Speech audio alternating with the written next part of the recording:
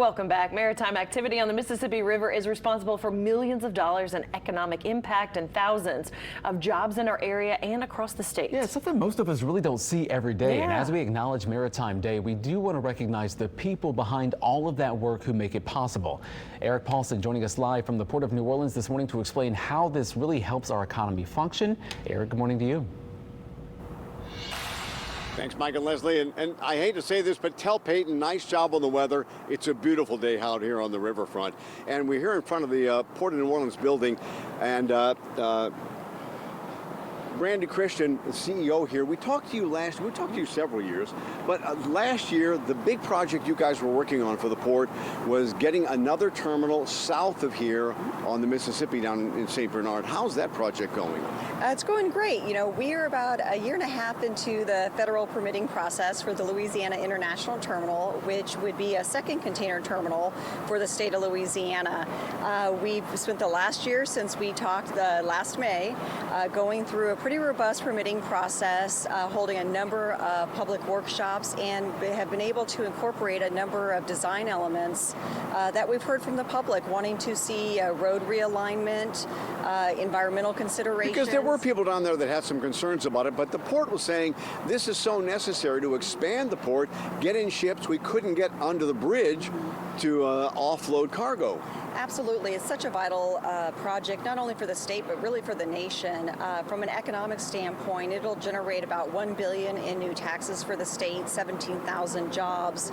So obviously important economically, but really it also brings manufacturing and distribution facilities to the state. So vitally important, but really for us, it's working with the community to make sure it's a project that provides opportunity, but also protects the quality of life within St. Bernard Parish.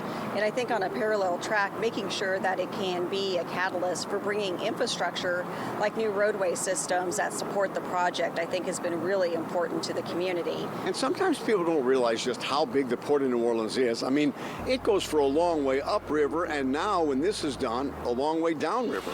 Absolutely. You know, when you think about a project like this, obviously we think about the terminal in St. Bernard Parish. We have the container facility that you'll be seeing again today in uptown New Orleans. Cruise ship terminal. The cruise ship terminal. But when you think about a project like this, you know, in Jefferson Parish, where we also have jurisdiction, these businesses are attracted because of these facilities. Our top exporters and importers and our partners are actually headquartered in Jefferson Parish. All these businesses are attracted and headquartered throughout the region, and so it affects everybody. It affects everybody.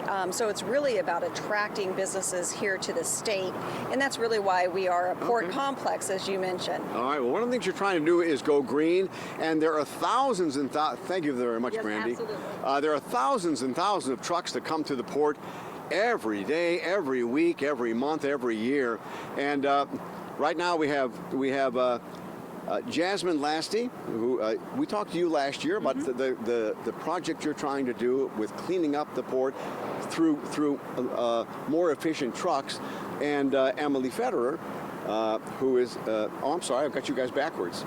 Okay. You got this is your truck. Yes. And Emily, this is a project that you guys have been working on for a while. How does it work? Yeah, so the truck drivers apply through us. Our program is called Clean Trip. It's a Clean Truck Replacement Incentive Program.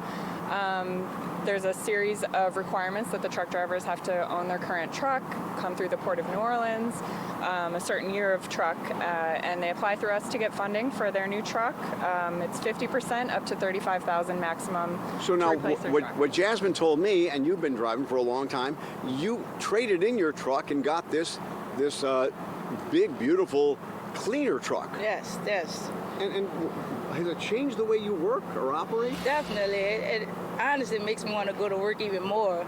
Being in a cleaner truck and sleeping at night, like if I go over the road maybe once out the night, a week, sleeping is just much cleaner. You can feel the difference for sure. And really, we do talk about thousands and thousands of trucks coming through here, and it is a big impact on the climate. Yeah, for sure. The newer trucks, they have what's called a diesel emissions filter, so They run about 90 to 95% cleaner from the particulate matter and nitrous oxides emissions.